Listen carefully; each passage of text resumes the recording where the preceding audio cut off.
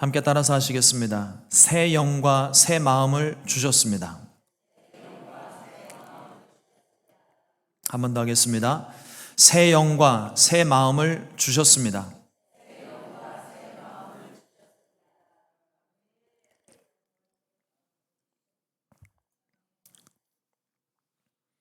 오늘 함께 봉독한 에스겔서 36장 24절로 28절의 말씀을 가지고 새 영과 새 마음을 주셨습니다 라는 제목으로 함께 말씀의 은혜를 나누겠습니다. 하루의 일과를 마치고 집에 들어가면 손과 발을 씻고 또 땀 흘리고 난 다음에는 깨끗하게 샤워를 한 후에 하루 종일 입고 있던 속옷을 벗어던지고 새 것을 갈아입습니다. 땀내 나는 옷을 입고 씻은 다음에 입었던 옷을 다시 입는 사람이 없죠. 그런 사람들은 가까이 오면 안 됩니다. 하루 종일 흘린 땀과 먼지를 씻어내고 깨끗한 속옷과 새 옷을 입으면 몸도 마음도 상쾌해져요. 기분이 좋아집니다. 하나님께서 이스라엘을 그렇게 정결하게 하셨어요. 그리고 이제 내가 회복시키고 돌이켜 내 백성을 돌아오게 할지라 말씀하십니다. 주님이 회복시키고 돌아오게 하실 것이라 또 돌아오게 하신 이유는 하나님이 그들을 사랑하셨기 때문입니다. 사랑하기 때문에 가까이 두고 싶은 거예요. 우리가 사랑하는 사람이 생기면 조금이라도 가까이 있고 싶은 거잖아요. 한 번이라도 더 보고 싶고, 하나님의 마음이, 우리를 향하신 하나님의 마음이 그래요. 죄짓고 심판받아 멀리 떠나갔지만, 그러나 하나님의 마음은 그 자녀들이, 그 백성들이 돌이켜 회개하면 하나님은 용서해 주시고 그들과 함께 있기를 원하십니다. 언제나 그래요. 아무리 그 백성들이 죄짓고 우상 숭배하면서 하나님 곁을 떠나도 하나님의 마음은 늘 그들을 기다리는 마음입니다. 사랑하니까. 하나님께서 이스라엘 백성들을 회복시키시고 맑은 물로 씻어 정결하게 하신 후에 그들에게 필요했던 것은 이전에 더럽고 추했던 그 죄악된 옛 모습이 아니라 새로운 모습, 정결한 모습입니다. 깨끗함을 받은 그들에게 하나님은 새 영과 새 마음을 허락해 주셨어요. 우리에게도 마찬가지입니다. 예수님을 믿는 저와 여러분들을 예수님의 보혈로 깨끗하게 씻으시고 우리를 정결하게 해주셨습니다. 다른 이유 아니에요. 사랑하니까. 관계를 회복하기를 원하시니까. 처음 우리를 창조하셨을 때부터 하나님은 우리를 곁에 두시고 우리와 함께 하시려고, 사랑을 나누시려고 저와 여러분들을 이 땅 가운데 창조하신 거예요. 근데 죄 지은 인간들이 하나님 곁에, 죄를 지었기 때문에 하나님과 함께 할 수 없습니다. 거룩하신 하나님과 함께 할 수 없어요. 그래서 하나님께서 그들을 에덴 동산에 내어 모셨어요. 죄 짓고 심판받아 나간 모습처럼 보이지만 사실은 하나님은요, 죄 지은 그들과 함께, 본질적으로 함께 하실 수가 없는 거예요. 그래서 그들을 눈물을 머금고 내쫓으신 겁니다. 그렇지 않으면, 우리가 금요 예배 때도 말씀을 잠깐 나눴었는데, 그렇지 않으면 하나님의 거룩하심이 인간의 죄성을 공격하여 사람이 흔적도 없이 사라져버려요. 하나님은 그들을 보호하시기 위해서 하나님에게서부터 멀어지게 하신 겁니다. 그 증거로 나타나는 게 하나님이 에덴 동산에서 내어 모실 때 가죽옷을 지어 입으셨어요. 심판받아 마땅하고 죽어 마땅한 사람이라면 뭐하러 가죽옷을 지어 입히십니까? 사랑하셨기 때문에, 언젠간 그들을 회복시키실 것이기 때문에, 그 꿈과 소망을 하나님이 그때로부터 간직하고 계셨다가 우리에게 예수님을 보내주신 거예요.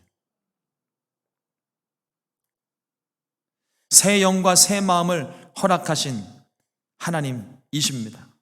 그렇다면 우리가 새 영과 새 마음, 그 마음은 우리에게 어떠한 변화를 가져오게 되는 걸까요?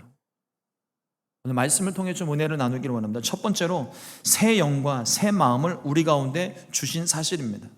26절 말씀에 또 새 영을 너희 속에 두고 새 마음을 너희에게 주되 너희 육신에서 굳은 마음을 제거하고 부드러운 마음을 줄 것이며, 새 영을 주셨다고 그랬습니다. 이 새 영은 하나님의 영입니다. 이전 것을 폐기하고 주시는 새로운 영이 아니에요. 원래부터 계셨던 영입니다. 혼돈과 흑암의 수면 위를 운행하셨던 영, 또 예수님을 죽은 자 가운데 살리신 이의 영, 하나님의 능력으로 나타나셨던 성령을 우리에게 주셨습니다. 구약에서 살펴보는 하나님의 영은 언제나 우리와 함께 하시는 영이시지만 특별한 때, 특별한 능력으로 구원의 능력을 나타내시기 위해 일시적으로 성령의 감동으로 임하시는 특징을 가지고 있습니다. 그래서 평상시에 아무것도 아니던 사람이 갑자기 성령의 감동을 받고 이스라엘을 구원하는 사사처럼 일어나서 하나님의 백성들을 구원해냅니다. 그러나 우리에게 허락하신 새 영은 우리 안에 항상 계시는 영입니다. 에스겔서 48장 35절 말씀에 그날 후로는 그 성읍의 이름을 야훼 삼마라 하리라. 야훼 삼마라는 이름의 뜻은 야훼께서 거기 계시다, 거기에 계시는 하나님이시라는 뜻입니다. 이스라엘 백성들이 하나님의 심판을 받고 멸망하고 포로지로 떠나갔지만 하나님께서는 에스겔 선지자를 통하여 그 백성들을 다시금 회복시킬 것을 환상을 통하여 보여주셨습니다. 그리고 그 환상의 가장 중요한 부분이 무엇이었냐면 하나님께서 새로 만드신 성전 환상, 그리고 그 모든 성전의 가장 중요한 곳, 가장 정중앙에 하나님께서 이름을 두셨습니다. 그 이름이 야훼 삼마라는 이름이에요. 거기 계시는 하나님, 내가 거기에 있겠다, 내가 너희와 함께 있겠다, 약속의 말씀을 주신 것입니다. 그리고 오늘의 말씀처럼 새 영을 너희 속에 두리라고 말씀을 하셨어요. 우리의 마음 성전에 성령을 주시고 우리와 함께 하시는 것입니다. 예수님께서도 승천하시면서 성령을 약속하셨고 우리에게 우리를 도우시는 보혜사 성령님을 보내어 우리와 영원토록 함께 있게 하셨습니다. 이러므로 하나님이 허락하신 성령을 인정하고 환영하고 모셔드리고 의지함으로 날마다 새롭게 되는 저와 여러분 될 수 있기를 우리 주님의 이름으로 축원을 드립니다. 둘째로 새 영과 새 마음은 우리의 생각과 마음을 변화시켜 주십니다. 다시 한번 26절 말씀을 봅니다. 또 새 영을 너희 속에 두고 새 마음을 너희에게 주되 너희 육신에서 굳은 마음을 제거하고 부드러운 마음을 줄 것이며, 새 영과 새 마음이 임하게 될 때에 우리의 굳은 마음이 제거되고 부드러운 마음을 허락해 주신다고 말씀하십니다. 굳은 마음과 부드러운 마음, 어떤 차이가 있을까요? 이 굳은 마음은 그냥 말 그대로 돌짝 같은 마음입니다. 고집스러운 마음, 누가 뭐라고 해도 귓동냥으로도 듣지 않는, 오직 나만의 길을 가는 사람, 그런 마음입니다. 근데 부드러운 마음은, 이 부드러운 마음이 참 재미있는 표현인데 우리 한글 성경에는 잘 표현이 안 돼요. 근데 원어 성경을 보면은 이 부드러운 마음이라는, 이 부드러운이라는 것을 표현하는 단어가 어떤 단어냐면 생고기를 의미해요. 얼지 않은 생고기. 생고기가 어떻습니까? 스테이크 구워 먹을 때 바짝 구우면 딱딱해지고, 그죠? 그 스테이크를 굽기 전에 먼저 양념을 할 때 보면 막 이렇게 쳐댄다고 그러잖아요. 양념을 입히고, 그래도 이게 탁탁 쳐도 깨지지도 않고 부서지지도 않고, 휘면 휘는 대로, 또 망치로 두드려서 펴면 펴는 대로 모든 충격을 다 받아내요. 그래서 부들부들하죠. 연하고 부드럽게 반응하는 마음이 부드러운 마음이에요. 그런 단어를 사용을 하고 있습니다. 집에서 식물, 화분을 좀 키우시는 분들은 아마 다들 경험을 하셨을 텐데, 저는 저희 집에 화분이 들어오면 맨날 똑같은 일을 경험을 합니다. 다 죽어나가요. 근데 그 죽어나갈 때 똑같은 현상이 일어나는데, 무슨 현상이 일어나냐면, 분명 식물이 자라고 있는데 땅바닥이 논바닥 갈라지듯이 쪽쪽 갈라져 있어요. 물을 안 줬다는 얘기죠. 물을 아무리 주어도 흙이 물을 흡수를 못해요. 그냥 밑 빠진 독에 물 붓기죠. 그냥 붓는 대로 그대로 흘러나가요. 그러면 그런 화분에서는 식물이 자랄 수가 없습니다. 그럼 어떻게 하느냐? 이제 그거를 빼면 무슨 돌덩어리 나오는데, 처음에 분명히 흙을 부었는데 돌멩이가 올라와요. 그럼 그걸 막 다 쳐부시고 뿌리를 흔들어서 다시 새로운 흙에, 부드러운 흙에, 뭐 홈디포나 이런 데 가면은 좋은 흙도 팔잖아요. 그거 이렇게 쫙 깔아주고 거기 덮어서 물을 이렇게 싹 부어주면 한 컵을 부었는데 물이 안 나와요. 흙이 모든 물을 다 흡수를 해버렸습니다. 그 촉촉한 땅에 식물을 심어 놓으면 잘 자라고 열매가 맺히고 토마토가 열리고 고추가 열리고 식물이 잘 자라게 되는 거죠. 예수님께서 씨 뿌리는 비유로 우리의 마음을 이 네 가지 밭에 비유를 하신 적이 있습니다. 하나는 덜어는 길가에 떨어지고, 덜어는 돌밭에 떨어지고, 덜어는 자갈밭에 떨어지고, 가시떨기밭에 떨어지고, 덜어는 좋은 땅, 옥토에 떨어졌다고 되어 있습니다. 길가에 뿌려진 씨앗은 싹이 나기도 전에 악한 자가 와서 다 빼앗아 먹었고, 돌밭에 뿌려진 씨앗은 싹은 났는데 뿌리가 없어 일시로 기쁨은 있지만 환난이나 어려움이 오면, 햇볕만 떴다 하면 금세 말라버리고 넘어집니다. 가시떨기밭에 뿌려진 씨앗은 기운이 막혀서 열매를 맺을 수가 없고, 좋은 땅에 뿌려진 씨앗만 30배, 60배, 100배의 결실을 거둘 수 있다는 말씀입니다. 지금 내 마음밭은 어떤 밭입니까? 여러분들의 마음의 밭은 지금 어떤 밭인가요? 돌짝 같은 밭인가요? 아니면 모든 물을 흡수할 수 있는 옥토와 같은 밭인가요?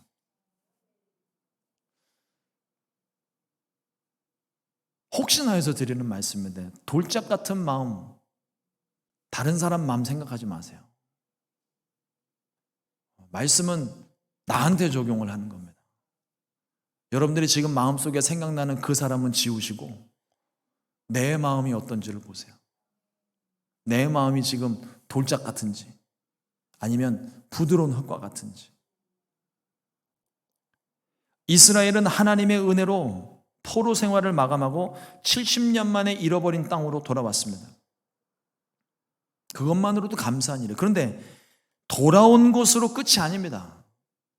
마음이 새로워지지 않으면 그들의 조상들처럼 하나님이 약속하신 가나안 땅에 그들을 들여보내고 하나님께서 은혜로 살게 하셨는데도 불구하고 그들이 하나님을 거역하고 배역하고 배신하고 심판받은 것처럼, 마음이 새로워지지 않으면 아무리 돌아온들 심판받을 수밖에 없습니다. 여러분들 몸의 일부가 아프면 이만저만 힘든 게 아니에요. 그죠? 손톱 밑에 가시 하나만 들어가도 숟가락질, 젓가락질을 하기가 힘들어요. 여기 가시 하나 딱 들어갔는데 온몸이 다 아픈 것처럼 몸살을 앓고, 행동이며 말이며 식사가 모두 다 불편해집니다. 그런데 조금만 생각을 바꿔보면요, 이게 몸이 불편한 거지 아직 죽은 게 아니에요. 불편한 겁니다. 우리 권사님들 아프시면 습관처럼 하시는 말씀 있죠. 늙으면 죽어야 된다고. 제발 그런 소리 하지 마세요. 그 말을 듣고 있는 자식들과 주의 종들의 마음이 무너집니다. 그 소리를 들으면. 왜 그런 소리를 하시냐고. 아프셔도요, 곁에 계신 게 훨씬 나아요. 힘들고 좀 불편해도 살아계신 게 낫지. 우리 다른 성도님도 마찬가지입니다. 절망과 아픔이 있을 때 아유, 살아서 뭐 하나 이런 생각 절대 하지 마시고요. 힘들고 어려울수록 아플수록 하나님께 부르짖어서 기적을 경험하시기를 주님의 이름으로 축복합니다. 그런데 이 몸이 조금만 아파도 힘든데 만일 우리의 심장이 아프다면, 만일 심장이 멎었다면, 여러분 이거는 불편한 정도가 아니라 그냥 그 자체가 끝인 거예요. 그냥 그 자체가 죽음입니다. 심장이 멈추면 심폐소생술, 인공호흡, 전기 충격 등의 방법으로 심장의 움직임을 도와줘야 살 수 있어요. 안타깝게도 이번에 큰 사고가 한국에서 일어났는데 거의 모든 소방관들이 달려들어서 다 심폐소생술을 하고 있었어요. 심장이 멎은 사람은, 호흡이 스스로 안 되는 사람은요, 자기 힘으로 절대 못 살아납니다. 도움이 필요한 거예요. 누군가 옆에서 그 심장을, 굳어버린 심장을, 멈춰버린 심장을 움직여줘야 이 사람이 살아요. 죄는 우리의 영을, 곧 우리의 마음과 우리의 영적인 심장을 굳어지게 만들고 우리를 죽음에 이르게 합니다. 죄로 굳어진 마음, 죄로 인해 죽게 된 그 마음은 우리 스스로서는요, 절대로 회복이 안 됩니다. 그래서 하나님이 우리에게 생명의 주인 되신 예수님을 보내어 주시고 우리의 굳어진 마음, 죄로 인하여 단단하게 굳어진 이 마음을 깨뜨리시고 보혈로 씻어 주셔서 우리를 용서해 주신 거예요. 우리의 마음을 새롭게 하신 거예요. 그리고 생명의 영이신 성령을 보내어 우리의 마음을, 우리의 심령을 살게 하셨습니다. 우리의 마음이 돌짝처럼 굳어지게 두면 안 돼요. 하나님의 말씀이 우리의 심령을 찌르실 때 우리는 아픈 게 정상입니다. 하나님이 말씀으로 우리를 찌르셨는데 안 아프다고요? 그 심각한 겁니다. 찌르면 아픈 게 맞아요.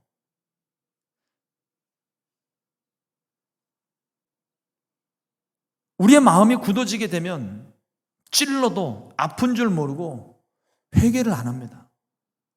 안 아프니까요. 근데 여러분, 고난을 당하고 질병이 걸리고 어려움을 만나면 하나님 찾잖아요. 누가 시키지 않아도 하나님 찾아요. 이 세상 사람들은요, 문제를 만나면, 어려운 일을 만나면, 아유, 내가 전생에 무슨 죄를 저질러서 이렇게 됐나? 전생은 무슨 전생이에요. 전생 같은 건 없는데. 자기 자신을 돌아본다고요. 믿음이 있는 사람들은 다시 자신을 돌아보면서 아, 내가 하나님에게서 멀어졌구나, 이걸 깨닫고 하나님께로 돌아옵니다. 찔리면 아프니까 돌아오는 거예요.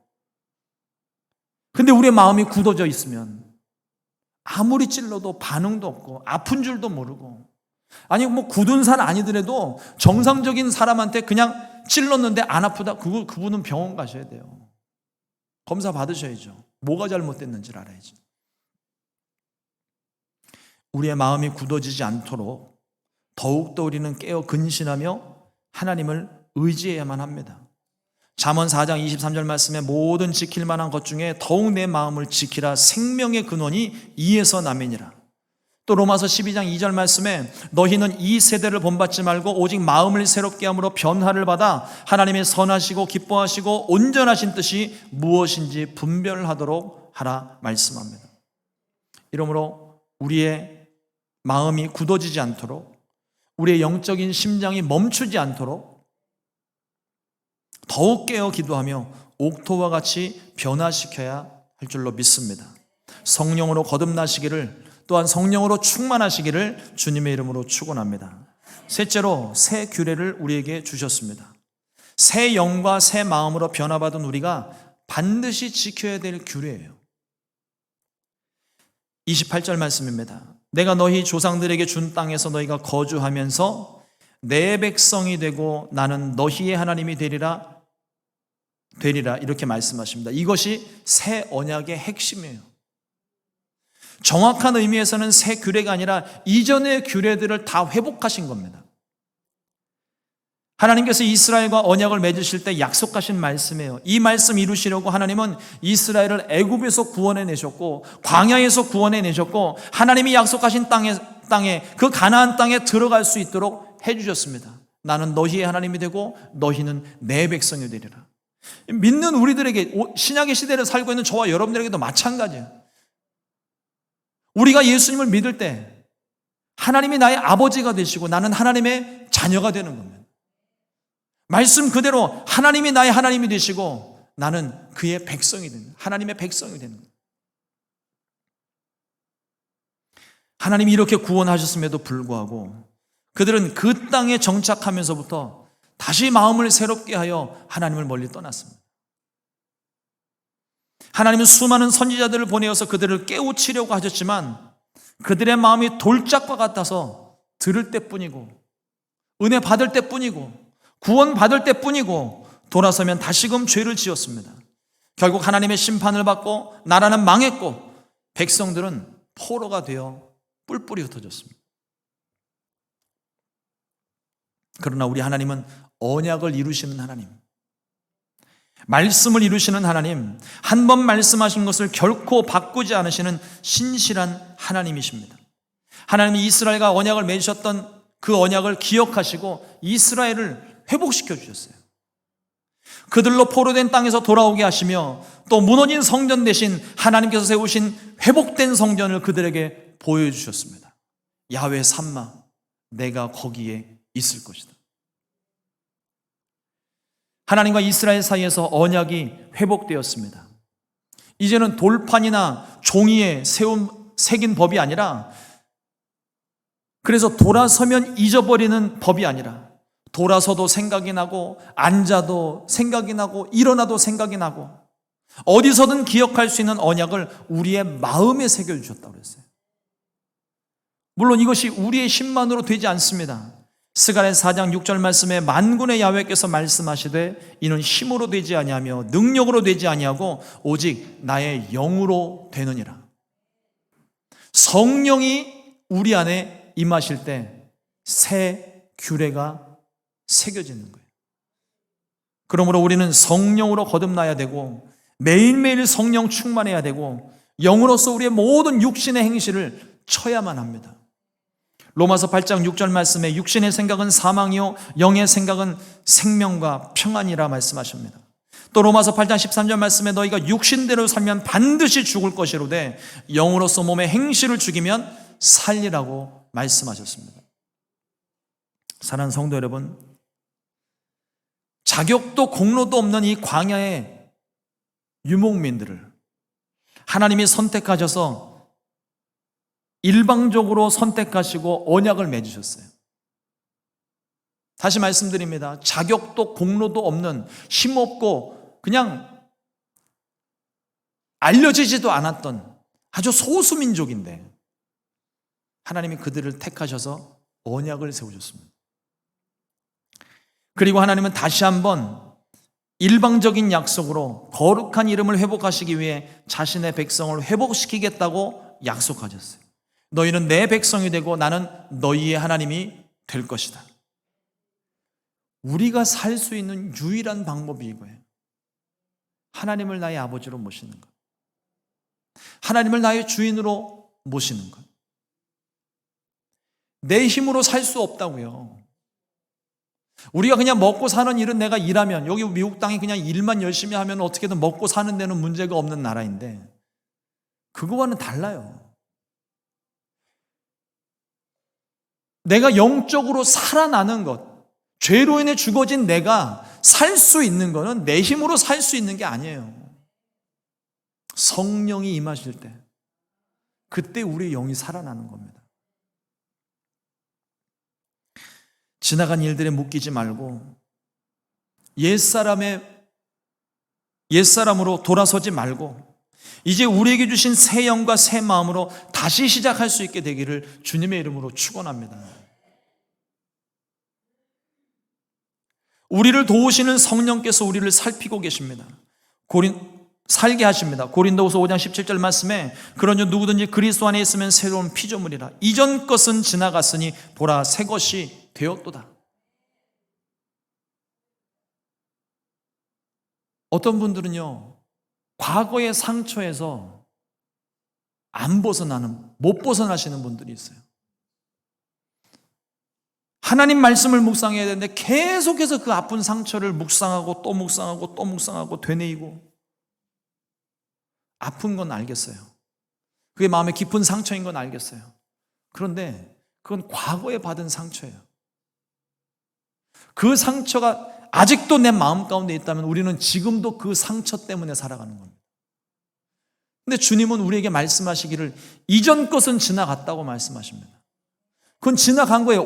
하나님이 오늘을 새롭게 하십니다.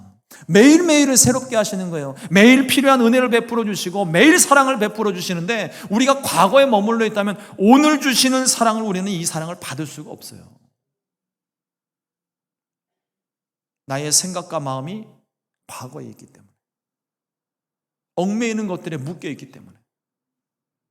그러나 우리가 오늘을 집중하고 오늘 내게 주시는 은혜를 받는다면 과거의 상처도 치료받을 수 있고 과거의 아픔도 다 회복될 수 있고 하나님께서 오늘 우리에게 주신 은혜가 충만한 줄 믿습니다. 하나님은 우리를 날마다 새롭게 하십니다.